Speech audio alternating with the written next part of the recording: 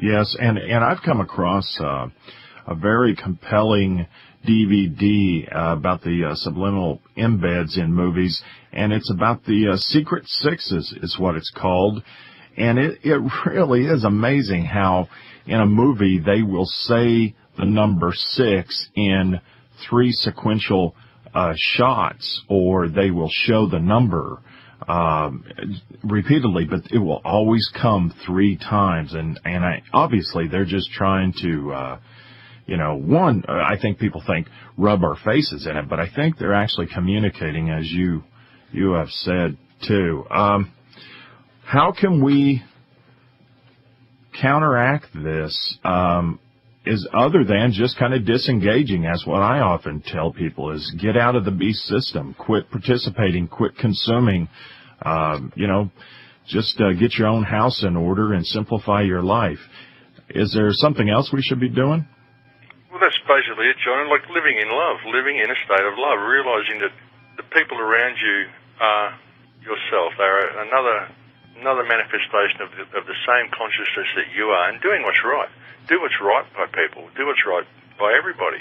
If you do that, then the system breaks down. It really does. If you stop profiting from each other and stop trying to outdo each other all the time and thinking that whoever's got the most trinkets wins. I mean, that's a ridiculous way to conduct life. But we've been taught to believe this. We've been taught that the meaning of life is the collection of more and more stuff at the expense of everybody else, everybody around you, and profiting from everybody, and whoever gets the most stuff wins. I mean, it's just ridiculous, and that's not what life is about. Life is about getting along with people. It's about becoming spiritually aware, and it's about identifying with the source, with the Creator. It's about knowing what's happening within yourself. We're all looking for this certain thing, but it's inside us. What we're looking for is inside us.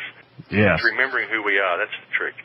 Yes. I've got a couple of callers. I've got Dr. James in New York first, and then Brian in Arizona. Dr. James, are you on the line? Yes. Good evening, gentlemen. Yes, I wanted to make the comment that really the media control is really nothing new. In fact, it was perfected in the beginning of the last century, around 1915 through 1923. And if we look at the work of Harold Lasswell, one of the founding fathers of American communications theory, we see that understanding the market mechanisms and how to use media to, in a sense, saturate or control with carrots, be they commodified products or ideas, that in a sense it's very easy to manipulate and control a public within the culture. And if we look at, too, the work coming out of the Tavistock Institute in the United Kingdom in the period from 1947 through 1969, we see very interesting applications of psychology and mass psychology with communications theory. Within, again, it's a market-driven capitalistic environment or formula. But if we take it to a humanistic perspective, in the 1960s, we see the innovations of psychologists such as Abraham Maslow, with his theory of a hierarchy of needs that allow one to self-actualize without market mechanisms or without a consumptive economy. And in a sense, I think that was the real breakthrough. Those in power and those within the commercial enterprises don't want people to do that. That sort of negates the whole process of market-driven commodification. And that's really what I wanted to say this evening. Very stimulating conversation. Hey, thank you very much for calling in. I really appreciate that. Good insights. I've got Brian in Arizona. How you doing, Brian? Hi, am I on? Yes, you are, and I've got about a minute, so... I heard about this Australian gun ban. What was it, back in 96? Yes, it was in 96. It was at the Port Arthur massacre. I think pretty sure it was 96. It might have been a little bit before that. Well, and there was a total media blackout on it in the United States, was there not? I believe there was, yes. Well, because I heard it from one individual, and I had never heard it confirmed until maybe 2 weeks ago. In fact, a lot of people in the gun stores here in Phoenix think that they're going to go way beyond the Clinton ban of 14 years ago, and that they'll reban those AKs and everything forever and then go after the rest of the guns, too. What are your thoughts?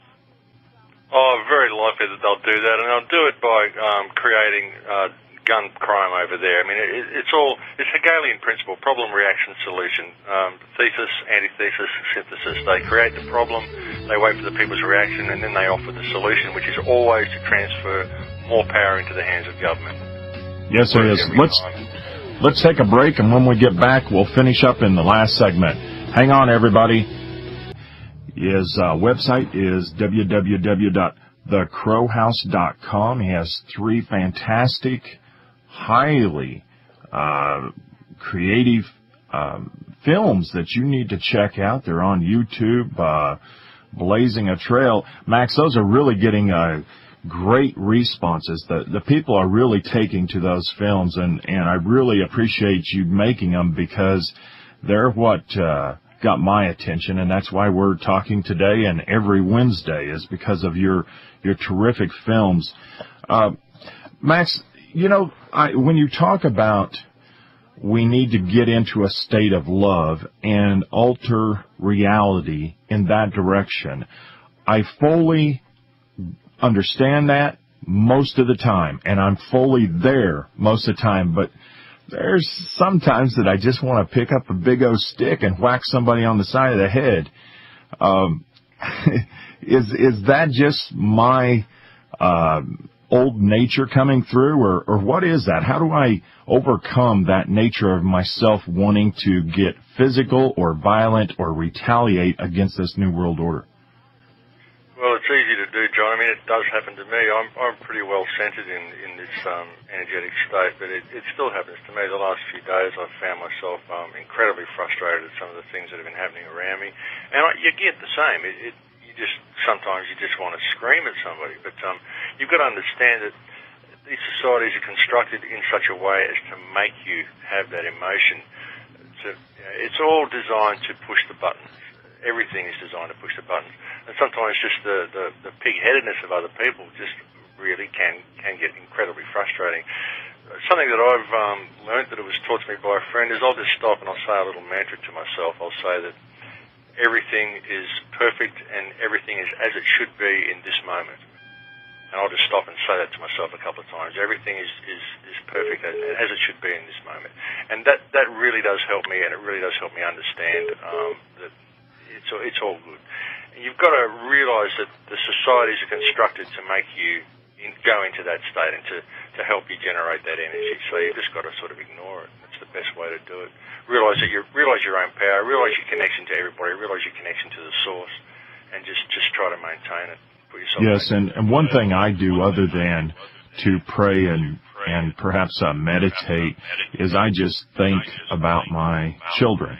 You know, that seems to reground me every time and get me out of that fear and hate that is so easily to fall into. Max, you were talking about the internet maybe getting restricted over there in Australia. I'm expecting them right away to start taxing the internet and limiting use of it to those deemed worthy.